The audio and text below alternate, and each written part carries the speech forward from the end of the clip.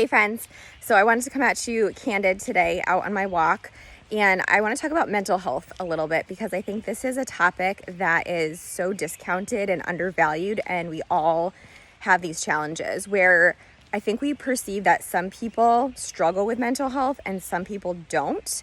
But from my experience as a human and working with a lot of humans, the difference with people that feel more successful with their mental health and mindset are the people that are willing to do the work.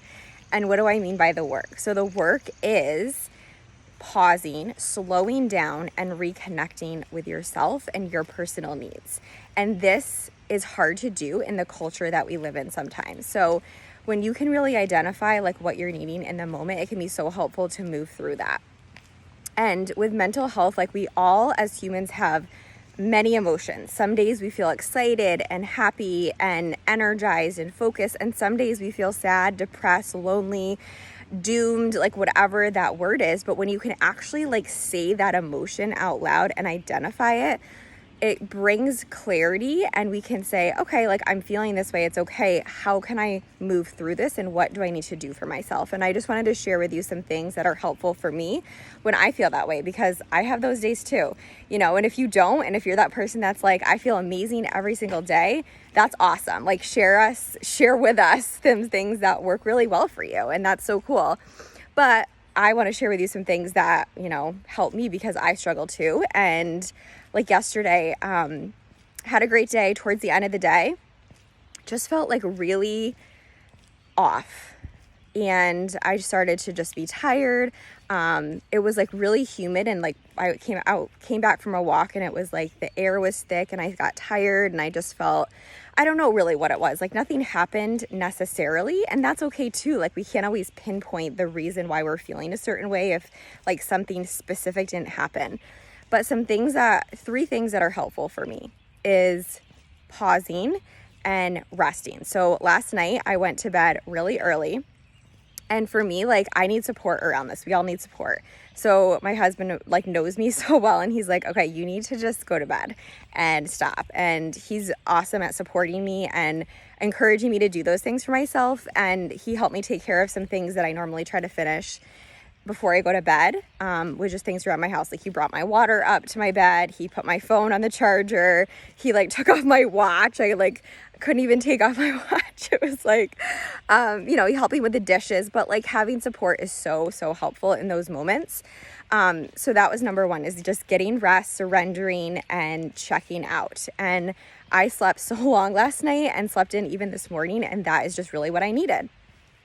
Number two is changing your environment. So this is so important that sometimes we just need to change our space, our scenery, and our view. So for me, like I really try to just like go out for walks, maybe walk somewhere different than I normally do, or just find like a different scenery if you're in the same environment. So change your space. This could be even your house, like go into a different room. And then number three is to have your own personal space and time. And I know this can be hard to do, especially as a caretaker, if you have a lot of responsibilities, to have this space and time, but it's so necessary for you to be able to find that. And it may not be every day, but even if you can find like little gaps of time. So having like, for me, again, this is going out for walks and just having that space and time, or like going to my bedroom and closing the door and just reading. But having that space to just like quiet the noise, check in with yourself, and again, identify what you are needing. Another example of this with one of my clients that is a mom with 2 kids, she really utilizes an hour at work. So she goes into work an hour early than her appointments start. And she uses this time where, her family, her kids aren't needing her, no one's needing her at work, and she has her breakfast, she drinks water, she starts to get ready for her day, and that's what works for her. So it can look so many different ways in terms of how you create this space in your day. But it's so necessary. So those are the 3 things that are really helpful for me with mental health. Shutting down, getting rest, going to bed early, changing your environment, and having your own personal space and time. So I'd love to know some things that are helpful for you guys, that when you're feeling an off day, that help you to move through it faster. And that's the difference, is We all have those moments, but the people that are more successful and can move through it faster have the tools, have the skills, and practice. It's like a muscle that we have to build of putting in the reps and getting stronger to work through these challenges.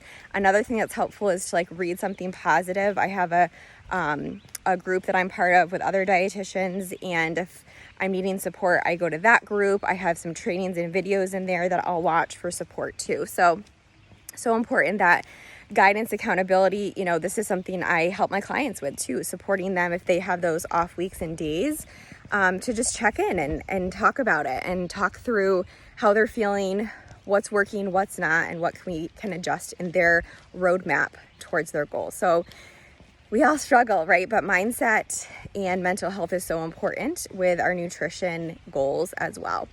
So I hope that was helpful. I just was thinking of you guys as I was out for my walk today, and I just, want to be transparent with you and for you to know that too. I struggle too. I need support too, and we all need that. So hope you have a great day. Let me know if there's anything I can do for you.